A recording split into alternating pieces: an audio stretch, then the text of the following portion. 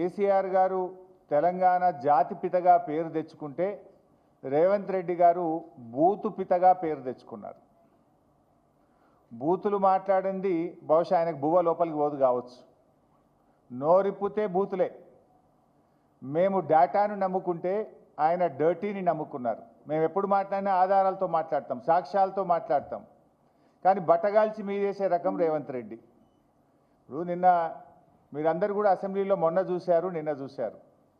జగదీష్ రెడ్డి గారు అన్పార్లమెంటరీ భాష వాడకపోయినా ఏకపక్షంగా ఆయనను సభ నుంచి సస్పెండ్ చేసి బయటకు పంపారు. జగదీష్ రెడ్డి గారు ఏం మాట్లాడారు? మీ అని వాడారు తప్ప ఏకవచనం నీ అనే పదం ఆయన వాడనే లేదు. వారు మాట్లాడిన దాంట్లో ఎక్కడా అన్పార్లమెంటరీ లాంగ్వేజ్ లేదు. ఆయన తప్పు మాట్లాడకపోయినా జగదీష్ రెడ్డి గారిని బయటకు పంపారు. మరి నిన్న రేవంత్ రెడ్డి గారు మాట్లాడిన భాష ఏంది? ఓ బూతు సినిమాకు రాసుకున్న స్క్రిప్ట్ లాగా ఉంది. అదేమన్నా ప్రజలకు పనికొచ్చేది ఉందా? రాష్ట్రానికి సంబంధించింది ఏమైనా ఉన్నదా? అడ్డమైనటువంటి ఈ భాషకు ఆద్యుడే రేవంత్ రెడ్డి. ఇవాళ ఆయన ఏదో పెద్ద నీతి వాక్యాలు మాట్లాడుతూ ఇవాళ ప్రయత్నం చేస్తున్నాడు.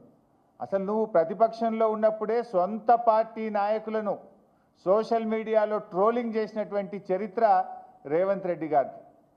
వ్యక్తిత్వ హననం చేయడాన్ని వృత్తిగా ఎంచుకున్న ఫస్ట్ అండ్ వర్స్ట్ పొలిటీషియన్ ఈరోజు రేవంత్ రెడ్డి గారు.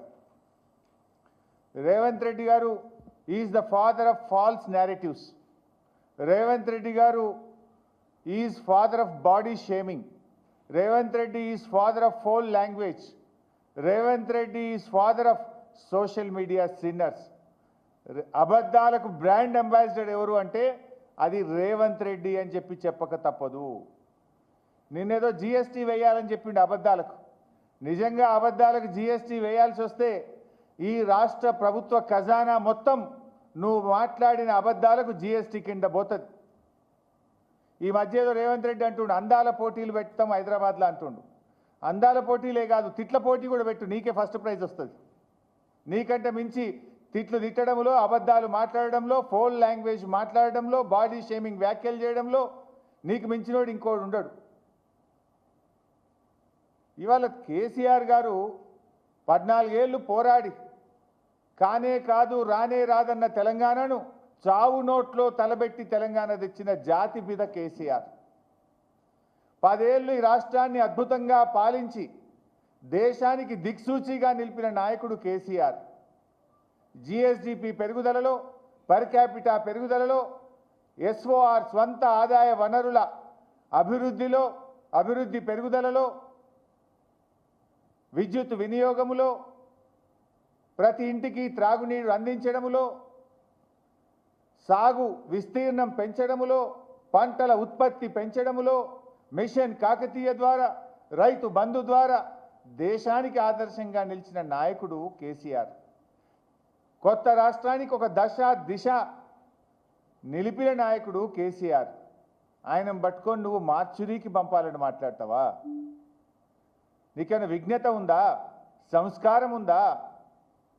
గతంలో జానారెడ్డి గారు ప్రతిపక్ష నాయకుడిగా ఉంటే కేసీఆర్ గారు సభానాయకుడిగా, ముఖ్యమంత్రిగా ఎప్పుడు సభలో మాట్లాడినా పెద్దలు, గౌరవనీయులు, అనుభవజ్ఞులు జానారెడ్డి గారు అని ఎంతో వినయంగా, ఎంతో మర్యాదతో జానారెడ్డి గారి గురించి మాట్లాడేది.